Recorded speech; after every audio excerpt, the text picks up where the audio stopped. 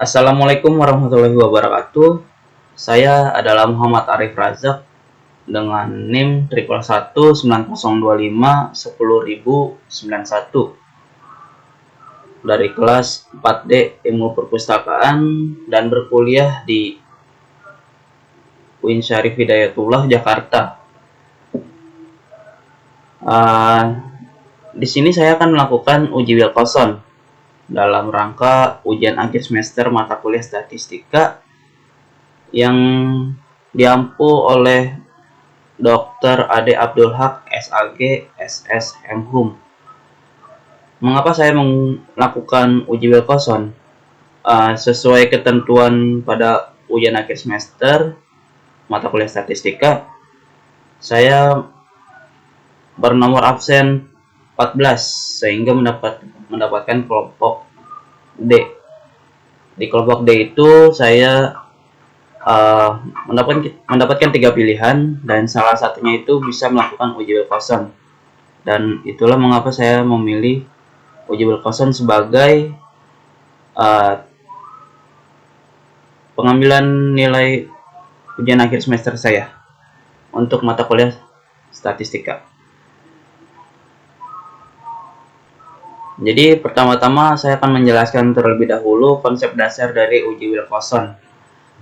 Jadi yang pertama itu adalah uji Wilcoxon merupakan bagian dari statistik non-parametrik. Maka dalam uji Wilcoxon tidak diperlukan data penelitian yang berdistribusi normal. Karena apabila data berdistribusi normal itu merupakan syarat dari statistik parametrik, kebalikan dari statistik non-parametrik.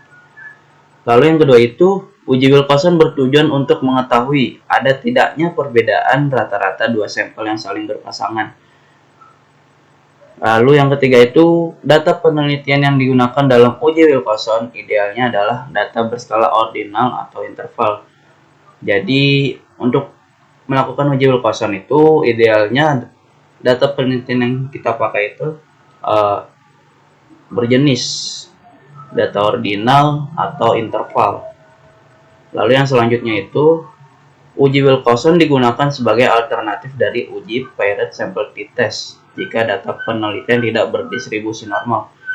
Seperti pada poin pertama, uji Wilcoxon itu merupakan uji statistik non-parametrik.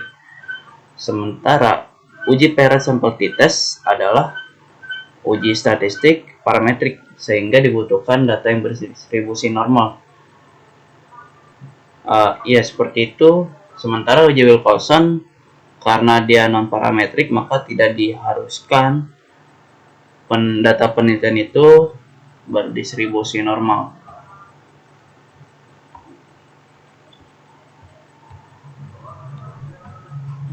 Yang selanjutnya itu kita akan melakukan uji coba uji Wilcoxon. Di sini saya mempunyai contoh kasus yang bisa digunakan untuk melakukan uji Wilcoxon. Jadi uji kasusnya itu seperti ini.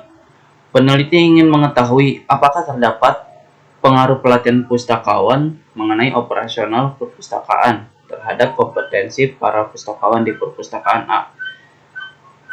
Jadi contoh kasus di sini berkonteks dalam dunia perpustakaan.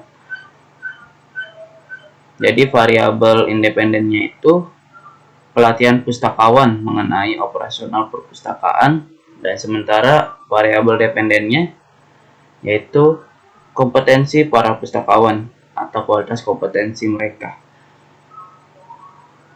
Untuk kebutuhan data, peneliti melakukan penilaian atas kompetensi pustakawan baik sebelum pelatihan dan sesudah pelatihan. Maka diperoleh data penelitian sebagai berikut.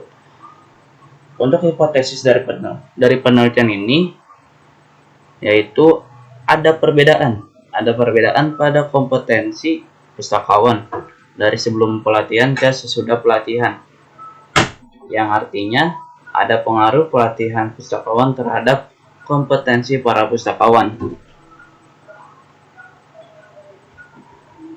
Tabel data penelitian itu kira-kira seperti ini dengan keterangannya itu. Untuk nilai 1 artinya itu sangat tidak paham. Untuk nilai 2 artinya tidak paham. Untuk nilai 3 itu biasa saja. Untuk nilai 4 yaitu paham. Dan untuk nilai 5 artinya sangat paham.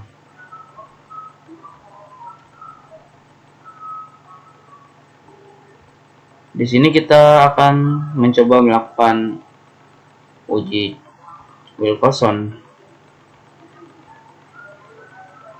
Pertama-tama kita buka dulu program SPSS-nya.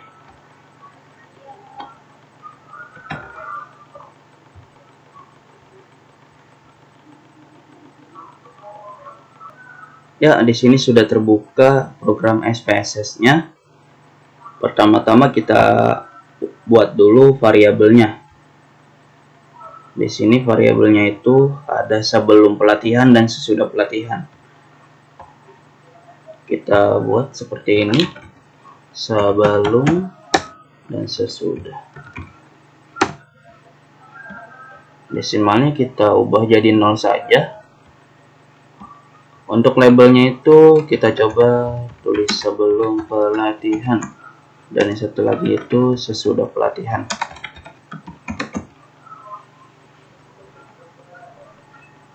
Lalu kita balik ke data view, dan sudah muncul seperti ini, sebelum dan sesudah.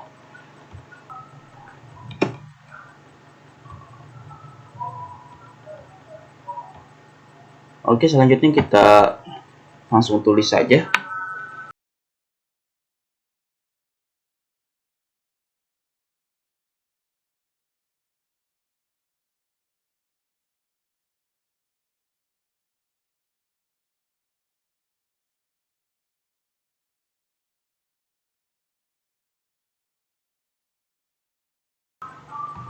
Nah, datanya itu sudah tertulis.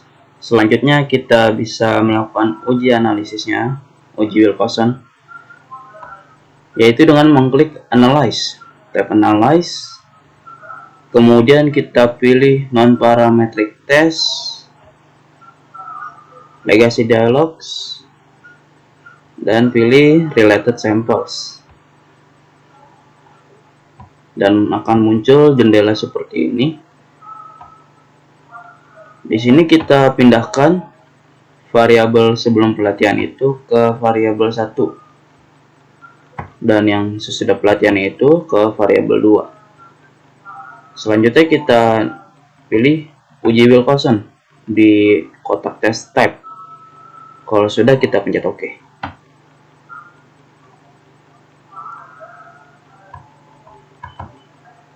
Selanjutnya kita bacakan hasil output dari uji Wilcoxon. Dan berikut adalah penjelasannya. Jadi untuk negative range di sini, negative range-nya itu untuk n-nya itu n artinya sampel, min range rata-rata, dan sum of range, penjumlahan dari semuanya. Di sini menunjukkan ketiganya ini adalah 0, yang artinya itu baik pada nilai n, min range maupun sum range itu bernilai 0. Nilai 0 ini menunjukkan tidak adanya penurunan kualitas kompetensi dari sebelum pelatihan ke sesudah pelatihan. Jadi tidak ada satupun pustakawan yang mengalami penurunan kualitas kompetensi. Lalu selanjutnya itu positive range. Di sini menunjukkan angka 16, yang artinya itu ada 16 pustakawan yang mengalami peningkatan kompetensi, kualitas kompetensi pustakawan dari sebelum pelatihan ke sesudah pelatihan. Lalu untuk min rank atau rata-rata peningkatan tersebut adalah 8,5. Sedangkan jumlah ranking positif atau sum of ranks adalah 136. Ya. Selanjutnya itu adalah TICE, yang artinya itu adalah kesamaan nilai sebelum pelatihan dan sesudah pelatihan. Di sini nilai TICE adalah 4. Ya, bisa terlihat ada 4 di sini. Yang artinya itu terdapat 4 pustakawan yang kualitas kompetensinya itu sama, baik dari sebelum pelatihan maupun ke sesudah pelatihan. Dan hasilnya itu seperti tadi data yang telah diuji, terdapat totalnya itu 20 sampel atau 20 pustakawan. Selanjutnya itu pembahasan mengenai dasar pengambilan keputusan uji Wilcoxon. Maksudnya itu menguji hipotesis tadi, apakah ada pengaruhnya atau tidak. Di sini kita lihat dasar pengambilan keputusan uji Wilcoxon. Jadi, kemungkinan pertama, jika nilai asumsi kurang dari 0,05 atau 5%, maka hipotesisnya itu diterima. Dan yang kemungkinan kedua itu, jika nilai asumsi lebih dari 0,05, maka hipotesis yang telah dibuat tadi ditolak. Dan berikut adalah pengambilan keputusannya. Berdasarkan output tes statistik, yaitu yang ini, diketahui asumsi two-tailed bernilai 0,000. Nah, bisa dilihat yang ini, asumsi 0,000.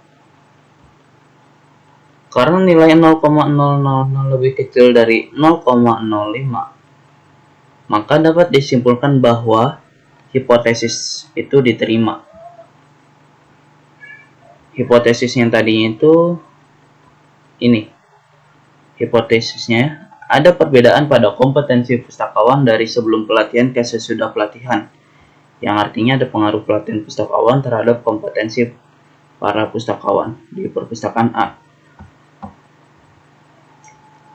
Jadi artinya ada perbedaan antara kompetensi pustakawan untuk sebelum pelatihan dan sesudah pelatihan.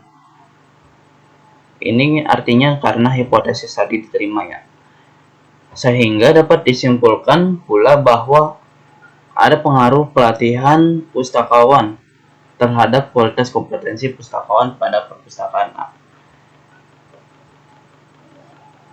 Ya, kurang lebih seperti itu. Mohon maaf banyak kesalahan pada PDF-nya dan akan saya ralat.